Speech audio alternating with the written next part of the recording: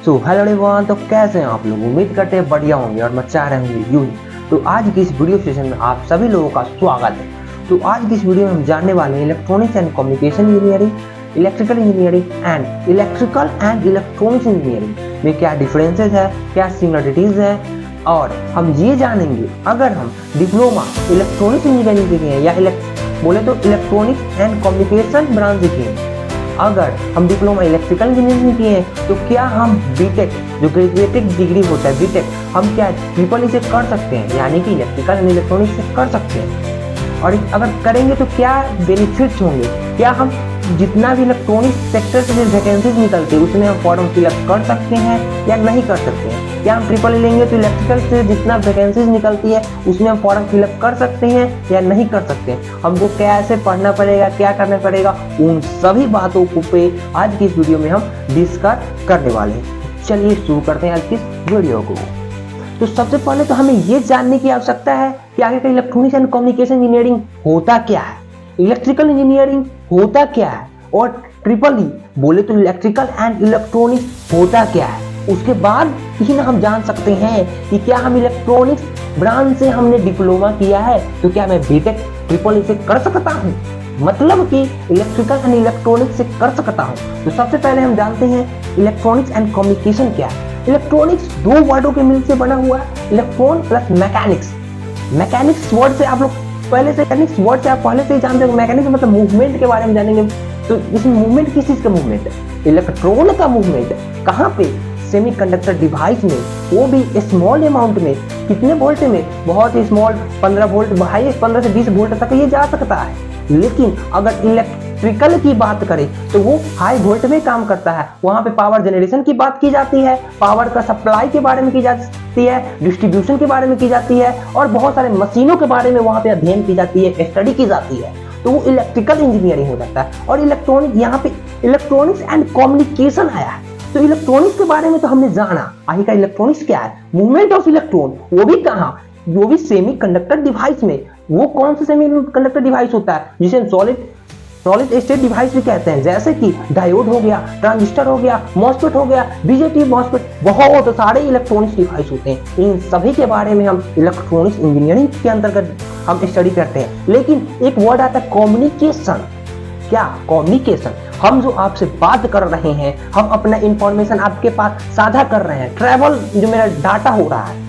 अगर डाटा कहने का तात्पर्य यही ना होता है कि कोई भी इंफॉर्मेशन, यही सब हम पढ़ते हैं कि मेरा डाटा कैसे ट्रांसफर हो रहा है, एनालॉग फॉर्म में हो रहा है, डिजिटल फॉर्म में हो रहा है, ये नेटवर्किंग कैसे हो रहा है, ये इंटरनेट कैसे चल रहा है, आजकल मेरा फोन आपसे फोन से कैसे कनेक्ट हो पा रहा है, ये ब्लूटूथ कैसे कनेक्ट हो रहा है, ये वाईफाई कैसे काम कर रहा है। इन सभी चीजों के बारे में हम इस कम्युनिकेशन के अंतर्गत जानते हैं। तो इलेक्ट्रॉनिक्स एंड कम्युनिकेशन एक ब्रॉड ब्रांच, ब्रॉड कैटेगरी है जिसके अंतर्गत हम बहुत कुछ का हम अध्ययन करते हैं।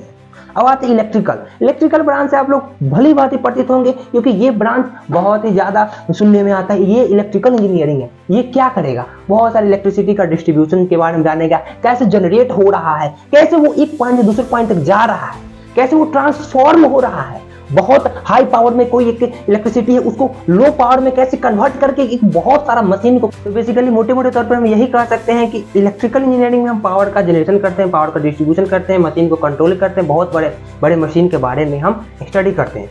तो ये उम्मीद करते हैं आप लोग जानते ही होंगे। अगर नहीं जानते हैं तो आप लोग मेरे यूट्यूब चैनल या किसी भी यूट्यूब चैनल पर जा करके या कहीं से भी ये इन्फॉर्मेशन आप लोग गैदर कर सकते हैं। हमको यहाँ पे ये जानना है कि इलेक्ट्रिकल एंड इलेक्ट्रॉनिक्स इंजीनियरिंग है क्या। अगर हम इलेक्ट्रिकल इंजीनियरिंग, इलेक्ट्रिकल ब्रांच से मैंने अगर डिप्लोमा किया है तो क्या मैं बीटेक ट्रिपल ई से कर सकता हूँ, अगर करता हूँ तो क्या बेनिफिट्स है, और ट्रिपल ई लेने से क्या इलेक्ट्रॉनिक्स वाले ब्रांच का भी जितना वैकेंसीज आती है, रिक्रूटमेंट आती है, गवर्नमेंट हो या प्राइवेट हो, उसमें मैं बैठ सकता हूँ या मैं उसका एग्जाम दे सकता हूँ। तो देखिए ये क्या इलेक्ट्रिकल एंड इलेक्ट्रॉनिक्स दोनों का कॉम्बिनेशन है, जिसमें हम इलेक्ट्रिकल का भी जो मेन कोर पेपर होता है सो, और इलेक्ट्रॉनिक्स का जो मेन कोर पेपर होता है सो, दोनों का कॉम्बिनेशन यहाँ पे पढ़ाया जाता है। लेकिन इलेक्ट्रॉनिक्स एंड कम्युनिकेशन में जो कम्युनिकेशन सेक्टर था, जिसमें हम नेटवर्किंग के बारे में जानते थे, डाटा कम्युनिकेशन के बारे में जानते थे, अगर मोटे मोटे तौर पे कहें जो सॉफ्टवेयर पार्ट जो था किसमें, इलेक्ट्रॉनिक्स में, उसको क्या कर दिया गया है, हटा करके जो मेरा प्रॉपरली हार्डवेयर अगर बोलने के तौर पे हार्डवेयर तो बच जाता है, और इलेक्ट्रिकल का जो मेन मशीन वगैरह का भी जो भी है, पावर जनरेशन हो गया, कंट्रोल सिस्टम हो गया, इन सभी को कोलैब करके एक न्यू ब्रांच ही बना दिया गया, जिस ब्रांच का नाम है इलेक्ट्रिकल एंड इलेक्ट्रॉनिक्स। यहाँ पे हमको ये जानने की बहुत ही यहाँ पे हमको ये जानना जरूरी है कि अगर ट्रिपल ई लेते हैं तो क्या मैं इलेक्ट्रिकल के जितने वैकेंसी आते हैं उसमें बैठ सकता हूँ?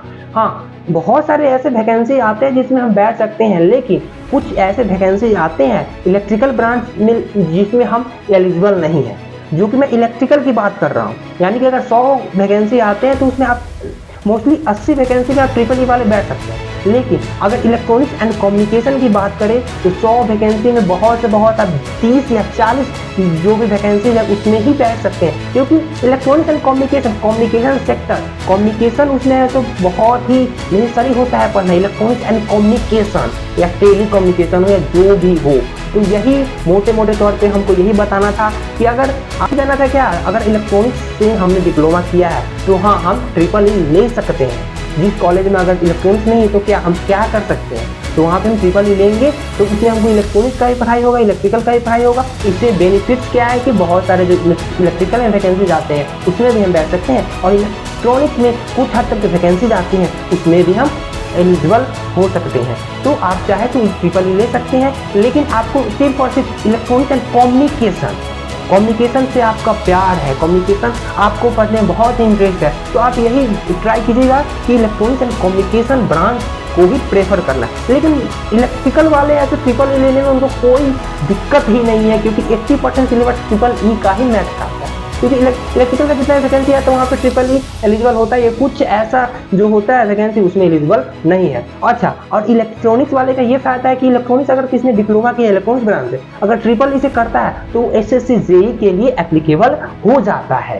तो आज की इस वीडियो में इसी सभी बातों का डिकोड करने का हमने तो आज की इस वीडियो में इतना ही। मिलते हैं कुछ नए और कुछ इनर्जेटिक वीडियो सेशन में, तब तक के लिए जय हिंद, जय भारत, वंदे मातरम।